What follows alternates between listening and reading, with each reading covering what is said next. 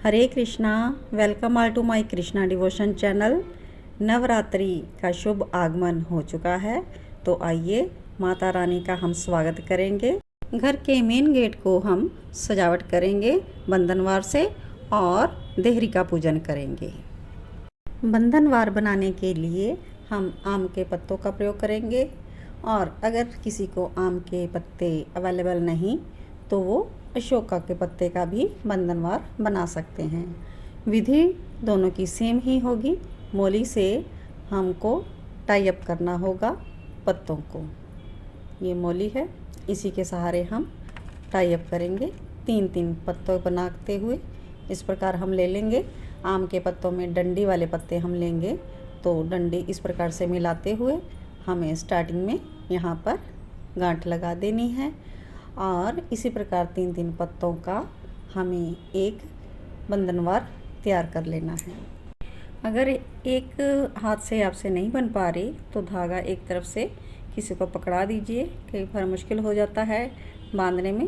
तीन तीन पत्तों को लेकर इस प्रकार थोड़ी आगे चल के फिर हमें लेना है, और इस प्रकार से डबल गांठ लेते हुए इसमें फिर डंडी पकड़ा के हमें बांध देना है। यहाँ पर इस प्रकार से ये टाई अप हो जाएगा। इस प्रकार थोड़ी थोड़ी दूरी पर हमें पत्ते, अब मैं शोका के पत्ते भी ले रही हूँ। इसमें देखिए इस प्रकार से वैसे ही हमें गोल सी गांठ लेनी है, उठाकर अपने हाथ से और यहाँ पर टाइट कर देना है। इसके ऊपर मैं फ्लावर्स का यूज़ करूँगी। तीन तीन पत्तों का जो ये ग्रुप है, इसके ऊपर मुझे फ्लावर लगाना है। यहाँ पर सुई धागे की मदद से मैं लगाऊंगी। यहाँ पर बीचों बीच रखते हुए सुई धागे से मैं यहाँ पर फ्लावर अटैच कर दूँगी, क्योंकि फ्लावर अटैच करने का और कोई तरीका नहीं है, तो सुई धागे से ये अच्छी तरह से फिक्स हो जाएगा। इसलिए मैं सुई धागे से फ्लावर को तीन पत्तों के ग्रुप में अटैच कर रही हूँ। यहाँ से मैं कट कर दूँगी कैंची से, और देखिए इस प्रकार मेरा ये ग्रुप तैयार हो गया। इस प्रकार मैं सभी पत्तों के ऊपर फ्लावर अटैच कर लूँगी, तो ये प्यारा सा बंधनवार तैयार हो जाएगा। साइज़ आप अपने गेट के हिसाब से ले सकते हैं। जितना आपका गेट है उसको मेजरमेंट कर लीजिए, उतनी ही आप बंधनवार तैयार कीजिए जितना आपके गेट के बीचों बीच लग सके। सुई का जो उपयोग कर रहे हैं आप ध्यान से कीजिए, क्योंकि फ्लावर में तो ये बहुत आसानी से चली जाती है, लेकिन जब इसको हम आर पार करते हैं तो बार हाथ में लग जाती है। तो अपने हाथों को बचा कर रखिए सुई लगने से। इस पर देखिए ये बंधनवार इस प्रकार से तैयार होगा। One by one tie up करते हुए आप अपना बंधनवार तैयार कर लीजिए। इसके बाद हम गंगा जल लेंगे और फ्लावर की मदद से इसको अपने मेन गेट पर छिड़काव करेंगे शुद्ध करने के लिए। इसके बाद जो हमने बंधनवार बनाया है हम गेट के ऊपर लगा देंगे, इसको हम बांध देंगे। बहुत प्यारा लगेगा ये बंधनवार। इसके बाद हम रोली और हल्दी लेंगे, इसमें हम गंगा जल मिक्स करेंगे और इसका एक घोल तैयार कर लेंगे, क्योंकि हमें इससे स्वस्तिक चिन्ह बनाने हैं। तो मैंने इस प्रकार गंगा जल लेते हुए इसको मैं घोल रही हूँ। ये बहुत जल्दी ही घुल जाता है, इसलिए पानी थोड़ी थोड़ी मात्रा में लीजिए। ज़्यादा पानी से ये एकदम से गीला हो जाता है। अब इसी कुमकुम से हम गेट के दोनों तरफ स्वस्तिक के चिन्ह बनाएंगे। इस प्रकार से रोली से हम गेट के दोनों ओर दाएं और बाएं हम स्वस्तिक के चिन्ह बनाएंगे। और जो मैंने बंधनवार लगाया है इस पर भी तिलक कर देंगे रोली का। हल्दी का भी हम कर सकते हैं और रोली का भी, दोनों का ही करूँगी मैं वन बाय वन। अभी मेरे हाथ में रोली है तो रोली का तिलक और हल्दी का तिलक भी लगा दिया है मैंने। इस प्रकार से लगाएं, सभी पत्तों पर हल्दी और रोली को लगा दीजिएगा। इसके बाद मैं गेट पर भी स्वस्तिक का चिन्ह बना रही हूँ।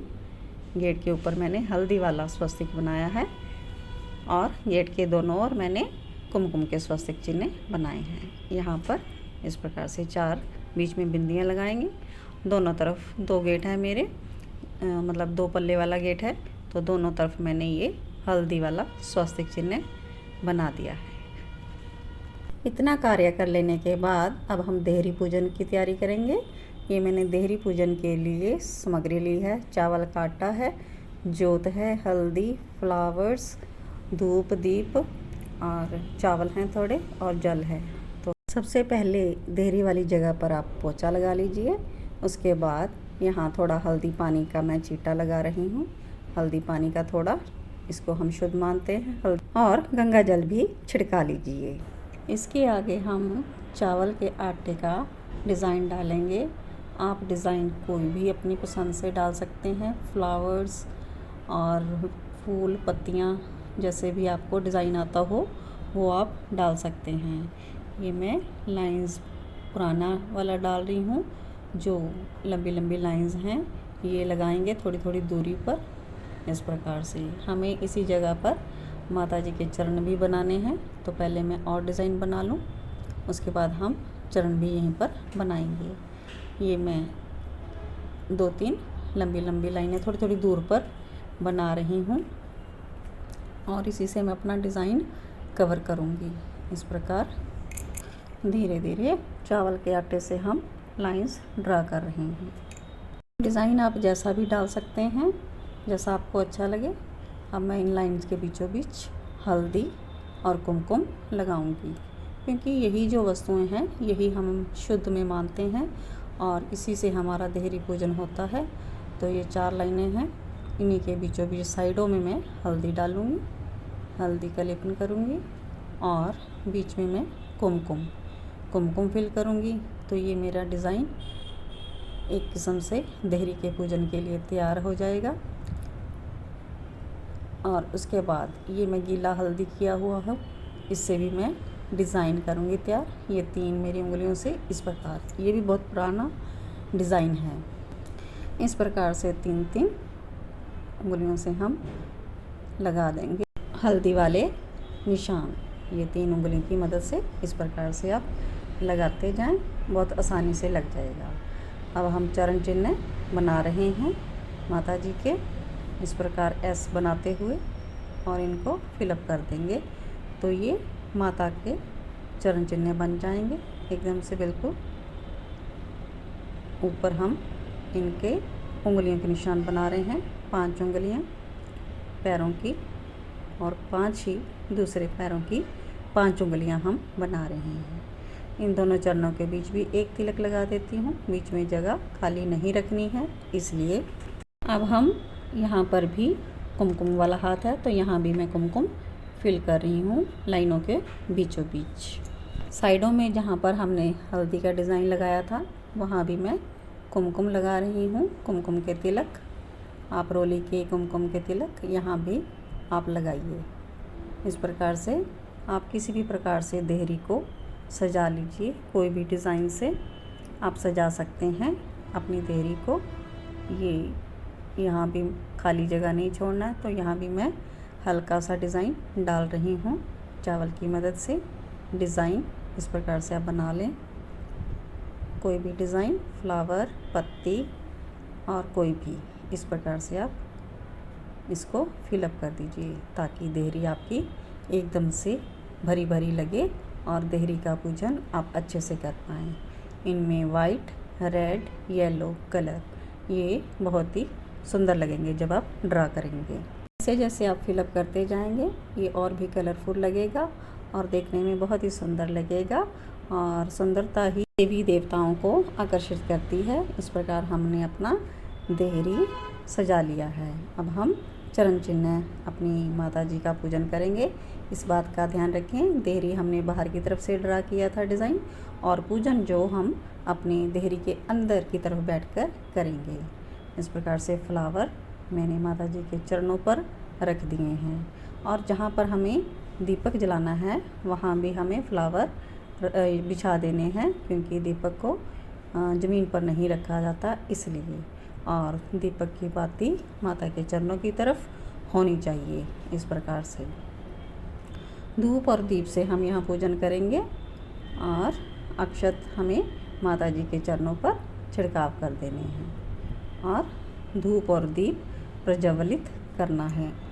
और हमें माता जी को आने के लिए रिक्वेस्ट करनी चाहिए कि माता जी हमारे घर में चरण डालें, और इसी प्रकार से हमें माता जी के चरणों का पूजन करना चाहिए देहरी पर। आशा करती हूँ आपको आज का वीडियो पसंद आया होगा और आप नवरात्रि के आगमन दिवस पर माता रानी का इसी प्रकार से स्वागत करेंगे। देहरी पूजन के बाद हम अंदर अपने मंदिर में माता रानी को चौकी पर विराजमान करेंगे, कलश स्थापना करेंगे और ज्वारी भी बीजेंगे। तो नेक्स्ट वीडियो देखने के लिए मेरे चैनल को सब्सक्राइब कीजिएगा, लाइक और कमेंट देकर ज़रूर बताइएगा वीडियो आपको कैसे लगा। तो मिलते हैं नेक्स्ट वीडियो में। जय श्री कृष्णा।